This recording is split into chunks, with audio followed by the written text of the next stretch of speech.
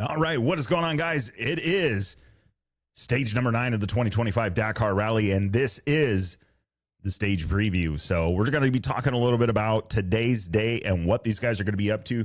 It is currently 4:23 p.m. as I am recording this. That means it is 3:23 a.m. over in Saudi Arabia. So winding down the clock, we're just over 1,100 miles left for these guys to get to the finish line and call this Dakar a wrap. But there is still a long way to go. Obviously, 1,100 miles, not a walk in the park. And today's stage, definitely not going to be a walk in the park. So let's start from the top. We'll give you guys an idea. Graphic is on the screen. Riyadh to Harad is where we're headed. 112 kilometers in road section A. That is the liaison A. That is the commute to work.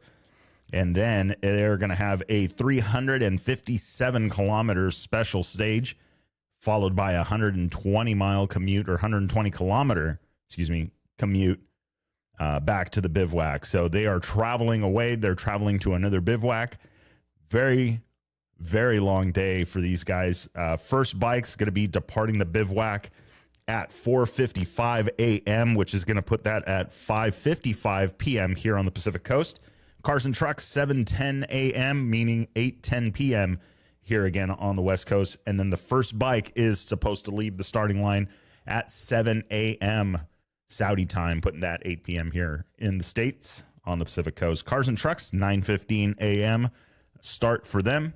And we should see that first one at 10:15. So if you're following the tracking, 10:15 and thereafter is about when 10:15 p.m. is about when the live tracking is going to start up. So they do hold that until the last vehicle, or until the vehicles have left the starting line, and there's no way for the teams to communicate any kind of some info.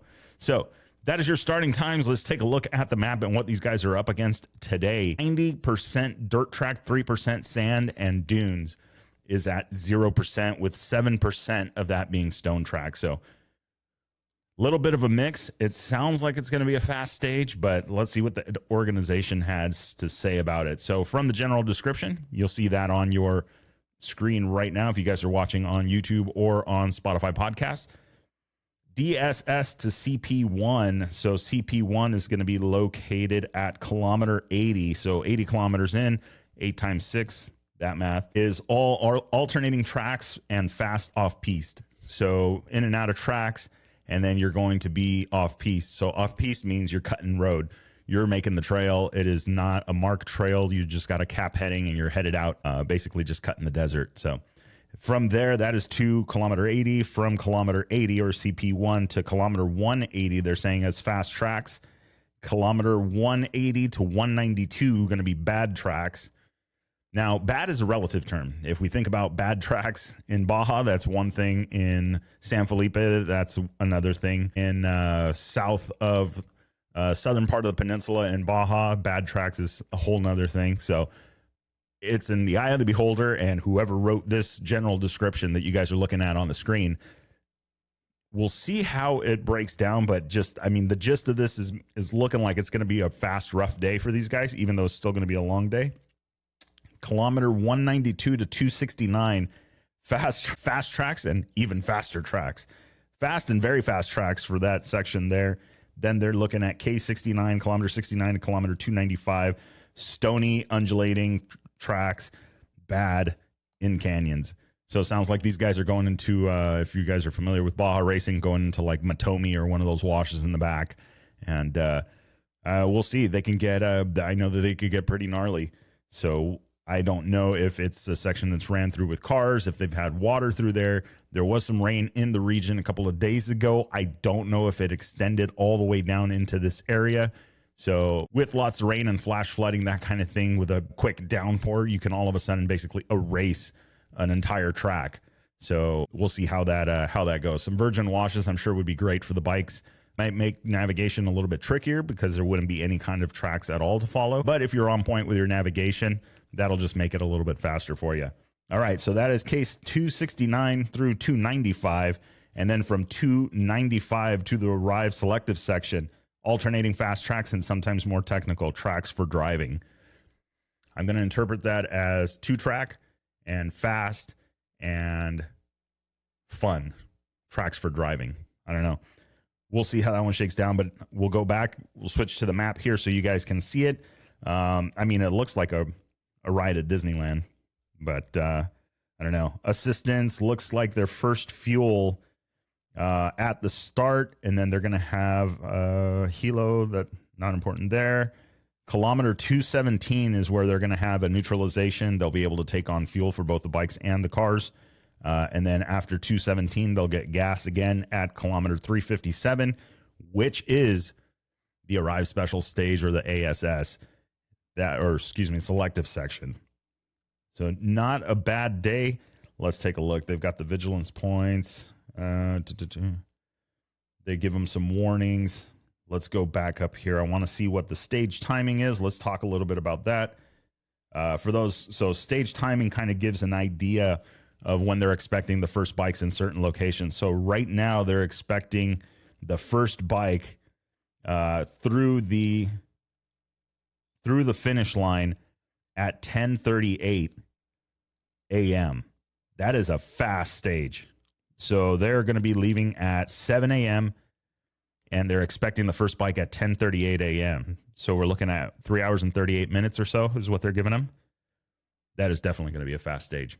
So 3 hours, 38 minutes. Let me look at the mileage here so you guys get an idea. For stage number 5, that is a 365 mile stage, and they're giving them 3.5 hours to finish. That is fast, 60 mile an hour average-ish. So I don't know that you get to see that in Baja. I think they're closer to like the 40s. So this promises to be a fast stage. They are limited to 160 kilometers per hour. I haven't heard much talk about that this year. I don't know if they've lifted it quietly or not doing it at all, or it's just kind of one of those things that, well, you know, it is what it is, and they're just doing it, and nobody really talks about it anymore because it is what it is. I don't know. So 160 kilometers an hour is what they were limited to. Again, this was stuff that the organization was working on to try and slow down the pace of the riders. They introduced that. They introduced double notes, along with the year before that they had introduced a rule where everybody was only allowed a certain number of tires, similar to Malamoto. So, yeah, it got pretty interesting pretty fast. So first vehicle, they're expecting to leave the start line at 9:10 in the morning, and they are expecting it to get to the finish line at noon, 12:23 p.m. So same, faster, a little bit, maybe a little bit slower, closer to about 4 hours for them. So I don't know. I think it's going to be a fast stage. What do you guys think? Looking at the map, looking at the breakdown, looking at the time that they're thinking for the first bikes to finish, I don't know. What do we think? Are we going to see another Daniel Sanders show? Or are we going to see something else? Let me see if we can find the starting order really quick for you guys here. Starting lists and stage 9 amended. So Luciano Benavides, stage winner for stage 8, going to get a chance to lead the group out. Adrian Van Beveren, second off the line. Tasha Sharena in the number 3 spot off the line. Ricky Brabeck, 4th. Skylar Howes, 5th. Michael Doherty in that 6th spot. Daniel Sanders in the 7th spot. Yeah, Chucky got a good spot. Just saying. So how much of that is sandbagging? How much of that is doing what he's got to do to make it happen? I don't know. What do you guys think? I mean, it's kind of weird, right? Everybody thinks that I shouldn't say everybody. There's a couple of thoughts there, right? They've been complaining about GPS not working, not getting signal, getting lost, the road book not working. And then you've got these, I would say, favorable start positions. Chucky, Daniel Sanders, does have a little bit of room to play with, about 11 minutes in the overall currently. So depending on what he can do and put together on this stage, that could help further that lead. I don't know. I don't know that he is going to be in a hurry to put up a stage win. I don't know that setting records, which would now be 6 wins for him. I don't know if that's a priority, because obviously the main thing, that these guys want is they're competing for that top step on the podium. So I could see that this starting position is very favorable for him on that. It does give some room for Tasha and Ricky and Skylar to kind of get a little bit of time, maybe edge out a little bit of time there, maybe pick up some bonus time early on in the stage. It could help their chances. You know, they want to kind of keep Daniel Sanders away from that bonus time because that's only going to help make his case a little bit better. He's already started in a favorable position by being 7th off the line. So we'll see there. In the number 8 spot, Edgar Canet leading out. And then you've got Nacho Cornejo in the number 9 spot. And then Tony Mullick in the number 10. So, yeah, we'll see. We got a couple hours to go before these guys get started, but that is the stage preview for these guys and what they're going to be up to. What do you guys think? What's the prediction for this stage? Russ, I'm with you. Maybe it is a little bit early. 1,100 miles to go from the last comment on the video. Thank you. And yeah, I don't know. I think the trophy's going to Australia. Just gonna say, but you never know. You never know. All it takes is one off. Pablo Quintanilla figured that out on this last stage, unfortunately, and Ross Branch and Bradley Cox. Bradley Cox, I saw that video, and I mean, I think initially they had said it was 100 meters. I don't even think it was 100 meters off the line where his off happened. So I'll share that on the Chasing Waypoints Instagram if you guys want to check out the video.